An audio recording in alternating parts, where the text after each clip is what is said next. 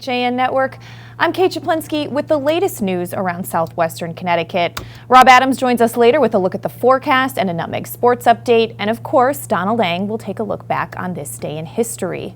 But first, many today are mourning Weston native Victoria McGrath, who nearly 3 years ago survived the Boston Marathon bombing and has died in a car crash overseas. Fellow Northeastern University student Priscilla Perez Torres was also killed in the crash in Dubai. McGrath, the daughter of James and Jill McGrath, was a Weston High School graduate and was among the many spectators hurt during explosions at the finish line of the Boston Marathon on April 15, 2013. She sustained serious leg injuries. 3 people were killed and more than 260 others injured when twin bombs placed near the marathon finish line exploded. The image of a bleeding McGrath being carried to a medical tent by a firefighter became an iconic photo of the marathon bombings.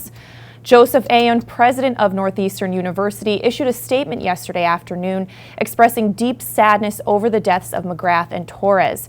He said in part that Victoria was from Weston and survived severe injuries during the Boston Marathon bombing. He said she was devoted to helping others through leadership and student organizations and community service work. And in an update on a story we brought you yesterday, Christopher Plaskin, charged with the stabbing death of fellow student Marin Sanchez in the hallway of Jonathan Law High School on Monday, entered a plea of no contest at Milford Superior Court. Under a no contest plea, the defendant neither accepts nor denies responsibility for the act, but agrees to accept the punishment. Plaskin is due to return to court June 6th when he is scheduled to be sentenced to 25 years in prison. The maximum sentence for murder in Connecticut is 60 years, Judge John Ronan said during proceedings Monday morning. With the plea, Plaskin's attorney said he could be paroled and out of jail in 13 years. Jill Dion of the Milford Mirror captured some video outside of the courtroom yesterday, both with a representative of the Sanchez family and the state's attorney. Check it out. And nothing's going to stop the pain of losing a child. Anything that happens in this court, that happened in the courtroom this morning.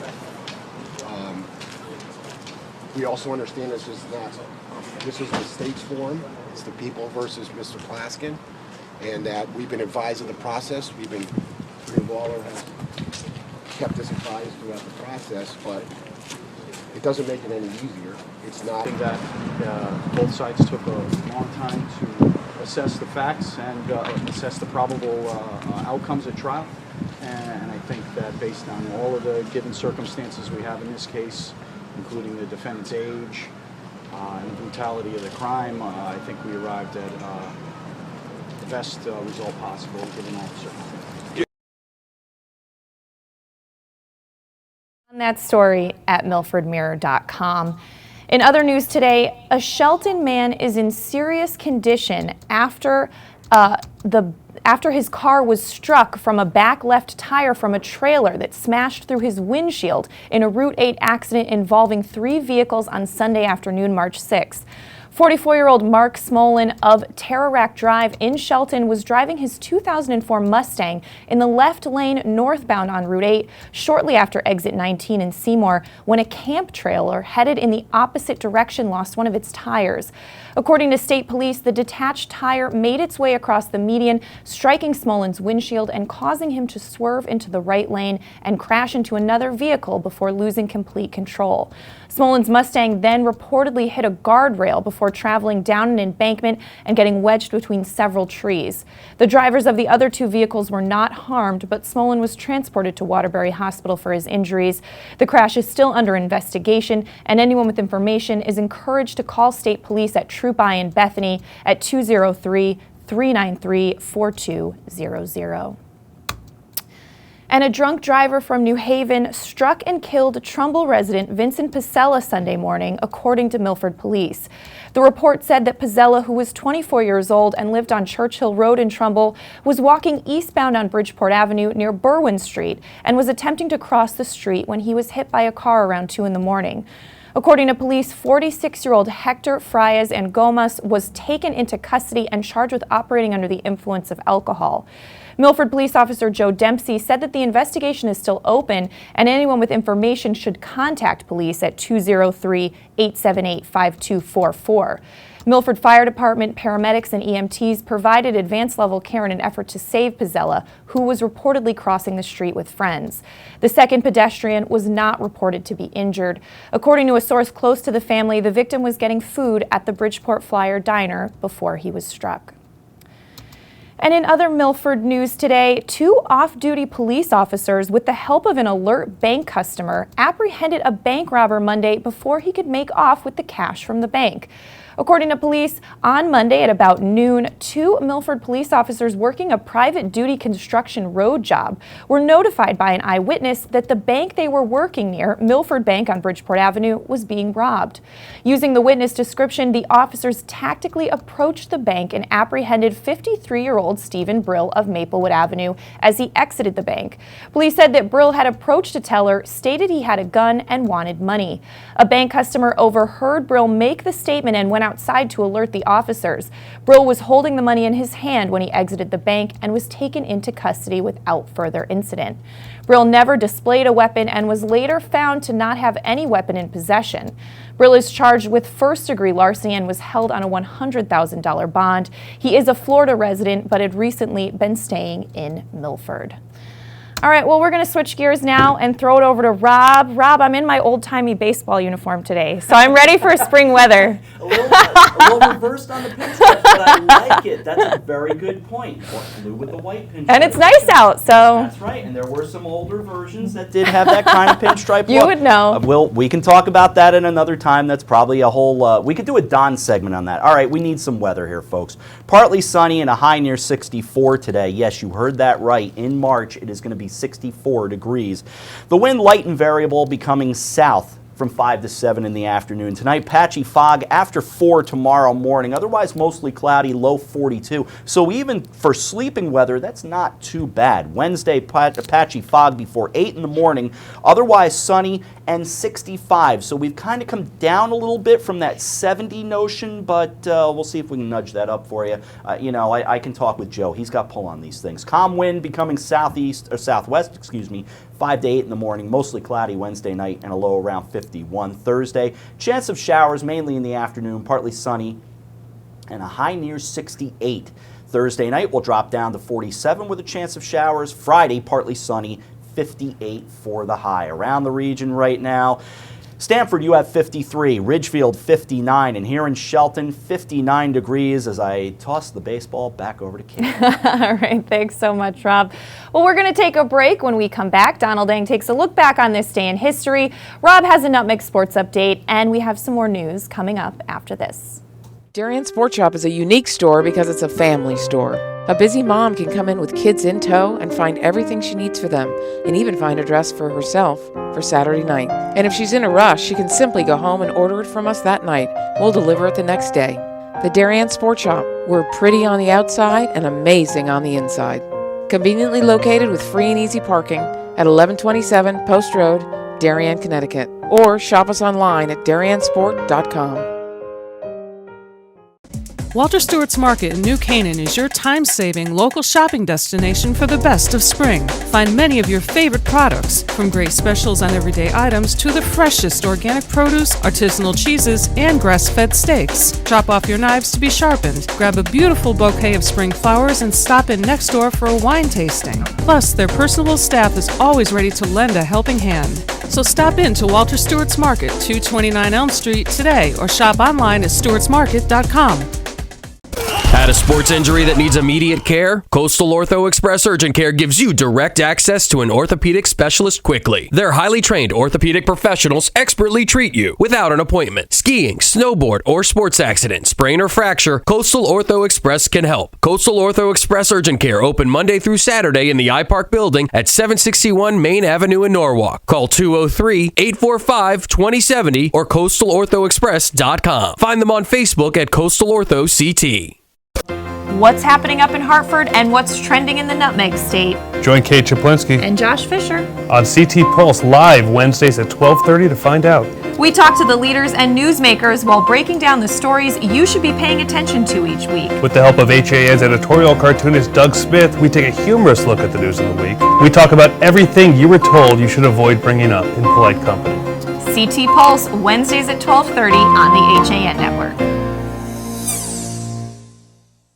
You are watching the HAN Network, and you're not alone. Nearly 500,000 viewers enjoyed our broadcasts in the first 5 months.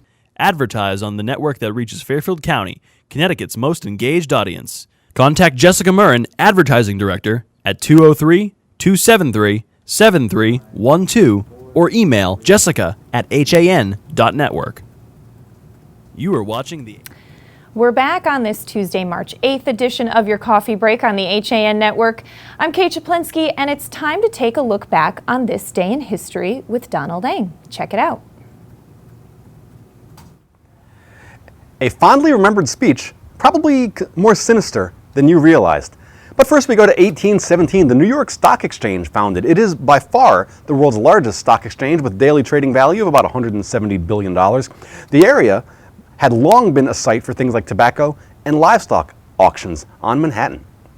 To 1936, Daytona Beach holds the first stock car race on an oval. The track used parts of Route A1A and the beach itself to make up a 4-mile oval. If you want to sit at the location of the old track, the North Turn restaurant in Ponce Inlet sits at the site of the original Turn 1. You're looking at that right now. 1957. The 1957 Georgia Memorial to Congress is approved by the state of Georgia.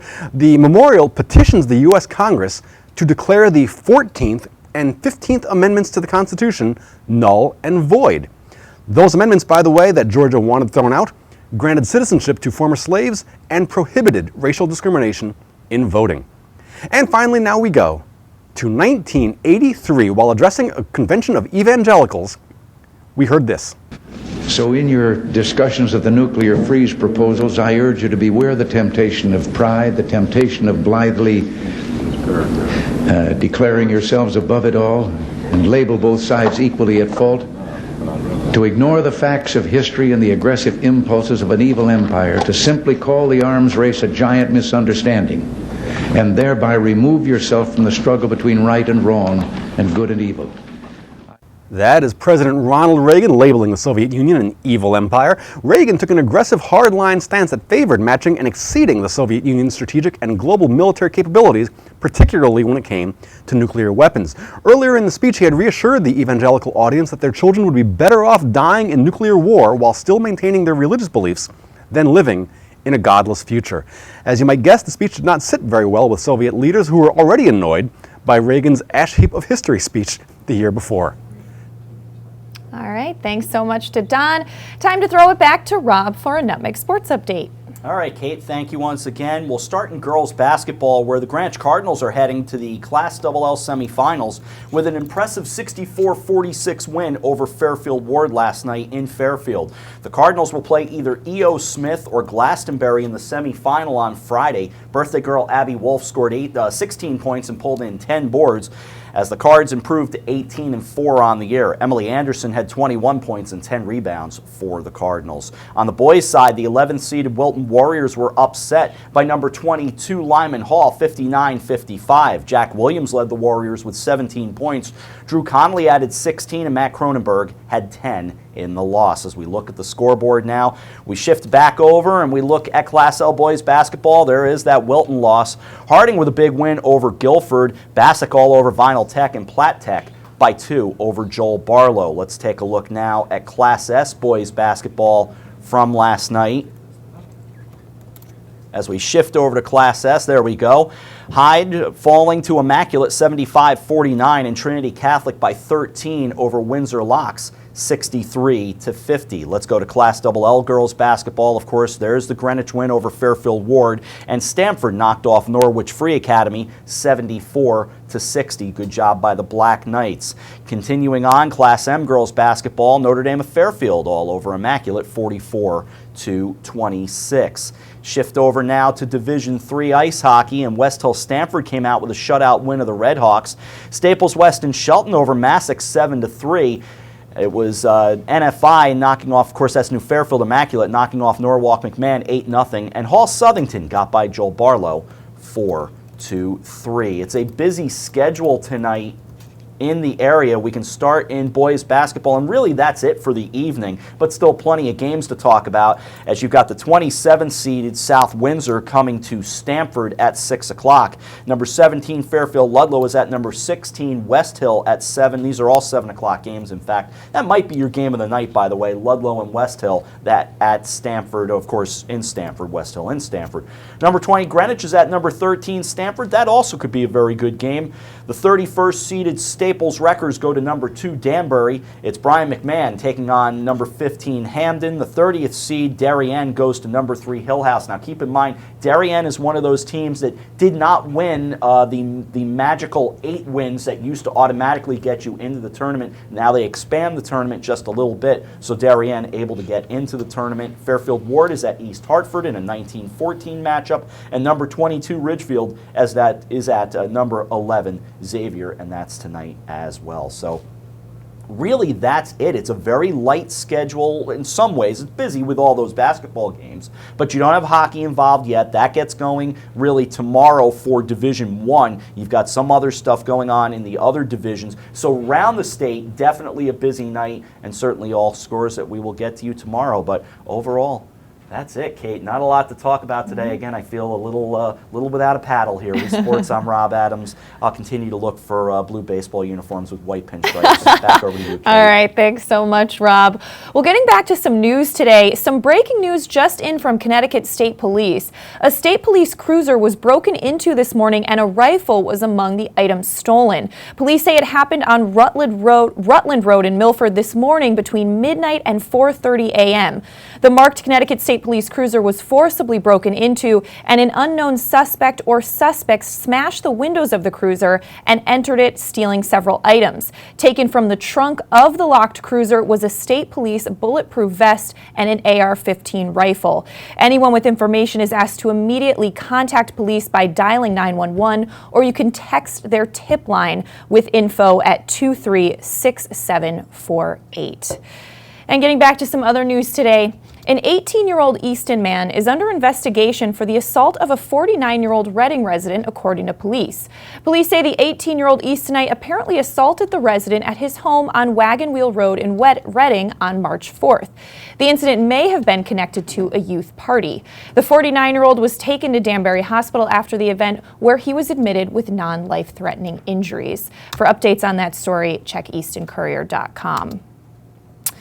And a Stamford woman has been banned from the Darien Library following an outburst on March 3rd. Darien officers were dispatched to the neighboring library at about 4:30 in the afternoon after library staff reported a disruptive patron. 50-year-old Megan Otis Switzer had been issued a 30-day ban from the library after shouting at employees earlier that day. Staff members had contacted Director Alan Gray following the earlier incident, and he chose to issue the ban. When notified, Otis Switzer allegedly launched into a profanity-laden outburst and refused multiple requests to leave the premises. The incident drew the attention of other library patrons during the facility's peak hours, and while being escorted from the building, Otis Switzer allegedly continued yelling. According to police, she claimed the library did not have the right to ban her, and when told by police that the library could indeed issue the ban, she allegedly told officers that they did not get to make up the law and they were part of the problem. She was informed that if she returned to the library, she would be arrested for criminal trespassing. While checking Otis Switzer's record, police determined that she had 2 outstanding warrants for failure to appear in court issued by separate police agencies. The Stamford resident was taken into custody for breach of peace and held until her court date on March 7th. And in Wilton, part of a house on Belden Hill Road caught fire on Monday, damaging the residents and forcing a road closure from Old Belden Hill Road to Gristmill Road. However, no injuries were reported. The call came in around 8:30 a.m. Wilton Fire Department arrived 5 units shortly thereafter, and commanders positioned 2 fire engines next to 516 Belden Hill Road, where the active fire was reported. Several fire agencies from area towns also responded, including Weston, New Canaan, and Westport, each providing a ladder truck, and the Weston Fire Chief came to the scene. Wilton EMS responded as well, as did the Wilton CERT team. The Ridgefield Fire Department provided mutual aid by sending units to the main fire headquarters on Danbury Road. Wilton Fire Chief Ron Canterman said the fire was in the breezeway in between the main house and the garage. You can get more on that at wiltonbulletin.com. And in Ridgefield, Ann McDermott of Topstone Drive was falling asleep at about 11:30 at night last Monday when she heard a noise out on her screened-in porch and sprang to her feet to find out what was the matter. She raced to the glass sliding door that was connected to the porch, only to find a bear breaking in. The bear looked her over, decided she wasn't much of a threat, and continued eating the bag of birdseed that had been sitting out on the porch. She called police and alerted her sleeping 17-year-old daughter, Gwen. The bear left, however, returned briefly and left again. The police notified the State Department of Energy and Environmental Protection, and they say the first thing in a case like this is to never leave food out, including wild bird food, near the home, according to Cindy Chernacko, who's a spokesman for the DEEP. Bears usually emerge from hibernation during mid-March, but in this case, it's been a relatively mild winter, so this bear was apparently awake early. The bear was hungry and looking for food, and the aroma of birdseed on the porch caught the attention, and in through the screen it went. Chernacko said that McDermott did the right thing by calling police rather than chase the bear off herself, as that could be dangerous. Well, we're going to step out for another break right now. When we come back, we have more news. We're going to also recap some of the top stories we're following on your coffee break after this. Can't wait for it to get warmer so you can start fishing again? Get over to the Dock Shop, where they have the latest in fishing tackle, marine electronics, boating supplies, and more. But remember, the Dock Shop isn't your average tackle shop. You'll also find the finest selection of nautical apparel, jewelry, home decor, and gifts in New England. Boater, beach bum, fisherman, or simply love the New England coast, this is a unique place to shop. The Dock Shop, 51 Tokenique Road, Darien, 609 Riverside Avenue, Westport, dockshop.com. Here at the Organic Yard, we use bio-nutritional products in our lawn care programs, which reduces the need for fertilizers, nitrates, phosphates, and pesticides up to 80%, making a safer environment for your family and pets. With our organic lawn treatment, you'll receive vigorous, healthy plants with improved root development and better drought resistance. Enroll now in our 2016 Organic Yard program and get a free organic deer tick treatment. Call us today at 914-764-5491 or go to our website at millerslandscapinginc.com. For over 25 years, Mike Cizik Painting and Wallpapering has been the name to know for residential and commercial properties in Fairfield County. He uses only the top brands, including Benjamin Moore, for impeccable preparation and lasting quality. Call Mike now and receive $500 off any job over $7,000. Mike is currently accepting reservations for spring, so call him today at 203-770-8869 or 203-972-3310. For your custom painting, finishing, and staining needs, it's Mike Cizik.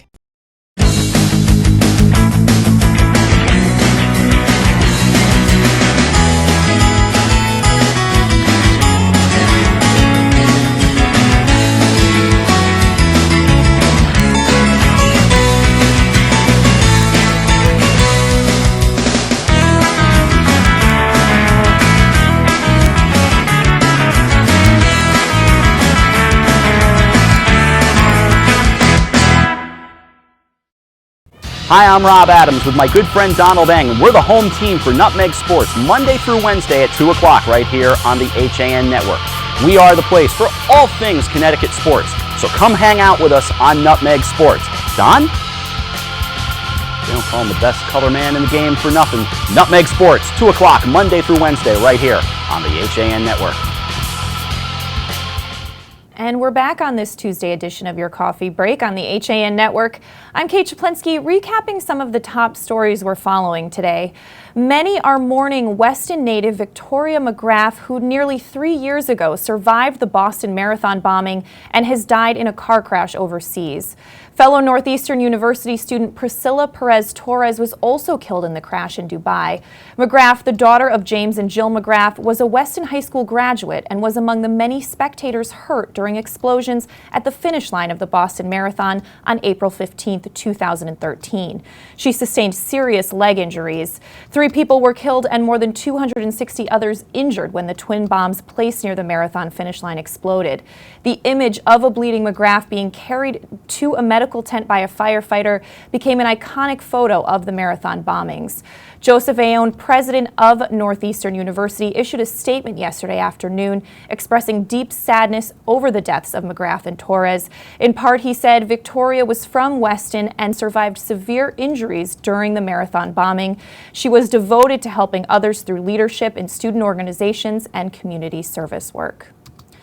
And in an update on a story we brought you yesterday, Christopher Plaskin, charged with the stabbing death of fellow student Marin Sanchez in the hallway of Jonathan Law High School in April 2014, on Monday entered a plea of no contest at Milford Superior Court.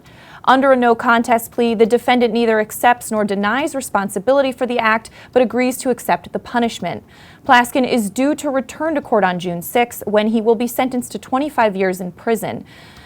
According to the Milford Mirror, with the plea, Plaskin's attorney said he could be paroled and out of jail in 13 years. You can get a lot more on that story at milfordmirror.com. And a Shelton man is in serious condition after the back left tire from a trailer smashed his windshield in a Route 8 accident involving 3 vehicles on Sunday afternoon, March 6. 44-year-old Mark Smolin of Terrarack Drive in Shelton was driving his 2004 Mustang in the left lane northbound on Route 8 shortly after exit 19 in Seymour when a camp trailer headed in the opposite direction lost one of its tires. According to state police, the detached tire made its way across the median, striking Smolin's windshield and causing him to swerve into the right lane and crash into another vehicle before losing complete control. Smolin's Mustang then reportedly hit a guardrail before traveling down an embankment and getting wedged between several trees. The driver of the other 2 vehicles were not harmed, but Smolin was transported to Waterbury Hospital for his injuries. The crash is still under investigation. And a drunk driver from New Haven struck and killed Trumbull resident Vincent Pizzella Sunday morning, according to Milford police. The report said that Pizzella, who was 24 years old, was walking eastbound on Bridgeport Avenue near Berwyn Street and was attempting to cross the street when he was hit by the car around 2 a.m. According to police, 46-year-old Hector Frias and Gomas was taken into custody and charged with operating under the influence of alcohol. Milford Police Officer Joe Dempsey said that the investigation is still open and that anyone with information can contact the Police Traffic Division at 203-878-5244. Milford Fire Department paramedics and EMTs provided advanced level care in an effort to save Pizzella, who was reportedly crossing the street with his friends. A second pedestrian was not reported to be injured. According to a source close to the family, the victim was getting food at the Bridgeport Flyer diner before he was struck. And in other Milford news today, 2 off-duty police officers, with the help of an alert bank customer, apprehended a bank robber Monday before he could make off with cash from the bank. According to police, on March 7th at about noon, 2 Milford officers were working a private duty construction job, and they were notified by an eyewitness that the bank they were working near, Milford Bank on Bridgeport Avenue, was being robbed. Using the witness description, the officers tactically approached the bank and apprehended 53-year-old Stephen Brill as he exited the bank. Police said that Brill had approached a teller, stated he had a gun and wanted money. A bank customer overheard Brill make the statement and went outside to alert the officers. Brill was holding the money in his hand when he exited the bank and was taken into custody without incident. Brill never displayed a weapon and was later found to not have any weapon in his possession. He's charged with first-degree larceny and was held on a $100,000 bond. He's a Florida resident but has recently been staying in Milford. All right, going to throw it over to Rob for one final look at the forecast. Rob? All right, Kate, we've got a fairly comfortable day outside. Temperatures will stay in the 50s today, so pretty nice day overall and certainly worth getting outside and enjoying it. Hope you do. As I said, temperatures will get actually into the 60s is what I meant to say, 64 for the high. Patchy fog after 4 tonight, otherwise mostly cloudy, low 42 to Wednesday. More of that patchy fog before 8 in the morning, sunny and a high near 65, mostly cloudy and 51 for tomorrow night. Thursday, some rain on the way, but just about a 40 or 50% chance. We'll hope that number doesn't go too much higher. Partly sunny otherwise and a high near 68. Friday, partly sunny and 58, 54 for Saturday. Sunday, 56. Monday, 52. I'm telling you, I'm getting the baseball glove out. we're going to have a catch. As we look around the region right now, a fairly nice Tuesday. 54 in Stamford. Ridgefield stays at 59, and right here, we're still at 59 degrees. Kate, take me out to the ball game. All right, thanks so much, Rob. Well, that is going to do it for your coffee break today. Coming up at 12:30, The Drive with Denise live in studio, so check that out. And of course, Nutmeg Sports at 2 o'clock. And your coffee break will be back tomorrow at 11. Have a great day.